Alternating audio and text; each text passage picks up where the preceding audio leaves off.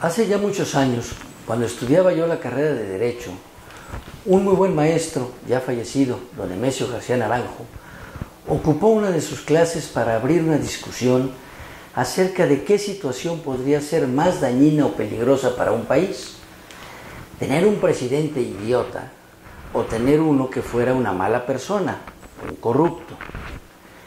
No hubo en ese ejercicio un acuerdo unánime, pues mientras unos pensaban que un presidente incapaz tomaría decisiones sin darse cuenta de sus efectos o consecuencias, otros creían que un presidente corrupto haría todo solo en su personal beneficio, sin tomar en cuenta el daño que pudiera causarse a la sociedad.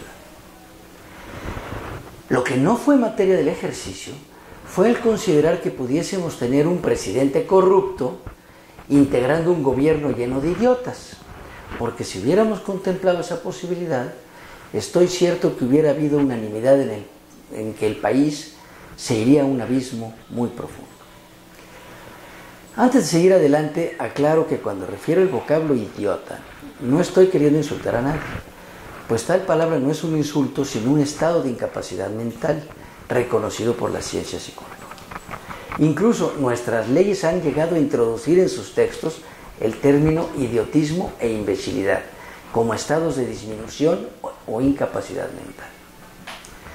Aclarado lo anterior, no puedo dejar de externar mi gran preocupación en torno al gobierno federal entrante, porque de lo que yo he visto hasta ahora, y ya en actos de formar gobierno, es que puede estarse en presencia de algún escenario de alguna manera parecido. Un presidente corrupto acompañado de una gran cantidad de seres humanos sin capacidad de externar un criterio propio, sin más ideales que obedecer a un ungido y probablemente sin ninguna capacidad de decisión o disentimiento frente al Mesías, don Andrés Manuel López Obrador. Es decir, un gobierno integrado por personas que voluntariamente han anulado su capacidad de utilizar su inteligencia. Y es que López Obrador consiguió la silla presidencial de forma corrupta, a través de una negociación con el más corrupto de los gobiernos de los últimos tiempos, el de Peña Nieto, a cambio de perdonarle todos los pecados a todos aquellos políticos que él mismo había calificado de corruptos y de regalarle a esas personas el botín que hubieran obtenido durante su gestión, incluyendo la fortuna que pudieran acrecentar hasta el 1 de diciembre. Botín cuyo origen es el trabajo honesto de millones de mexicanos y que ha quedado lavado como precio de la silla presidencial. Ese dinero ya nunca regresará a los mexicanos, pues a consecuencia de la amnistía, desde su pobreza verán esfumarse la posibilidad de recuperarlo. ¿Y qué decir de los demás morenistas?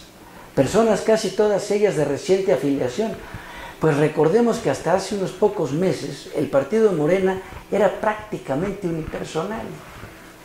Era un teatro vacío que comenzó a llenarse conforme avanzaban las negociaciones con el gobierno para la transición presidencial, según fuera evidenciándose su apoyo al jefe de Morena. Hoy en día, ese teatro vacío está completamente lleno, e incluso con grandes filas afuera para lograr su entrada y afiliación, tal y como las moscas van a la miel. Sin embargo, la afiliación a Morena tiene un especial e indispensable requisito: someterse incondicionalmente a la voz y voluntad del ungido, nunca discutir sus decisiones y ni siquiera pensar o suponer la posibilidad de que pueda estar equivocado. Esto es lo que han mostrado hasta ahora los morenistas, que desde el Congreso ya en funciones, o desde el gabinete próximo que ya gobierna, o incluso hasta en los analistas políticos de su simpatía, se pasan la vida con la cabeza baja, sin mirar a los ojos o a las cámaras, seguramente por la vergüenza que esto supone, tratando de justificar hasta donde pueden las ya muchas absurdas decisiones incongruentes de su Mesías. De hecho, en las entrevistas que se les hacen, ante la falta de argumentos, casi nunca contestan las preguntas que se les formulan, solo les dan la vuelta. La clausura del aeropuerto en construcción para llevarlo a Santa Lucía, oficializada a través de una mofa de consulta realmente insultante, en la que el 99.99% de los consultados no tenían idea sobre lo que iban a opinar, como el gravísimo caso del analista político Hernán Gómez, quien en una entrevista televisiva en cadena nacional afirmó que participaría en la consulta, pero no supo qué contestar cuando le preguntaron si conocía siquiera la ubicación del aeropuerto de Santa Lucía. Si así están los que analizan, imaginémonos cómo estarán los demás. Aún sin ser presidente constitucional, no solo ha organizado consultas y cancelado proyectos de construcción en marcha, sino que ya aseguró, mandando, que antes del 1 de diciembre se habrá creado la Secretaría de Seguridad Pública, con los fiscales general anticorrupción y electoral elegidos a modo por las tercias designadas por el ungido. Ya también zarandeó el mercado de valores y al tipo cambiario de nuestra moneda, con el solo anuncio de su senadora Carabeo de que también se montará en las funciones del Banco de México y sin avisar siquiera. Ya se habla de nuevos impuestos y de la consolidación de la tantas veces fracasado sistema Equidad. Y todo se puede lograr porque todas las voluntades giran a su alrededor. Y así la concentración del poder en un ungido es la marca distintiva. El poder legislativo ha mostrado estar ya anulado ante la voz del Mesías, que anuncia y afirma lo que habrá de decidir el Congreso. El Poder Judicial está siendo ya sacudido por las presiones de Julio Scherer en torno a la sucesión presidencial de la Suprema Corte de Justicia de la Nación y con el único afán de anular su capacidad de actuar con libertad y autonomía frente al Ejecutivo, el Mesías. Esto además de que tendremos que conceder que al decretarse la amnistía por el candidato, finalmente se está administrando justicia, con efectos de absolución.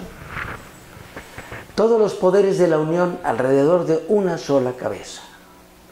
¿No es acaso eso lo que pasó en la Alemania de Hitler, o en la Cuba castrense de hace 70 años, o en la Venezuela contemporánea de Maduro?